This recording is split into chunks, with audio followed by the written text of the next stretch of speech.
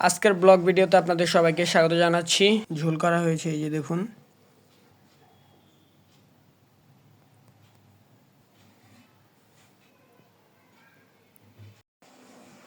Hello everyone, আসসালামু আলাইকুম। আজকের ব্লগ ভিডিওতে আপনাদের সবাইকে স্বাগত জানাচ্ছি আমার চ্যানেলের পক্ষ থেকে। আশা করছি আপনারা সবাই ভালো আছেন, আমিও ভালো আছি। তো আজকে আমাদের বাসায় এখানে রান্না করা হয়েছে ফুলকপি দিয়ে রুই মাছের ঝোল করা হয়েছে, এই যে দেখুন। শীতকালে ফুলকপির যে কোনো রান্না খেতে খুব বেশি ভালো লাগে।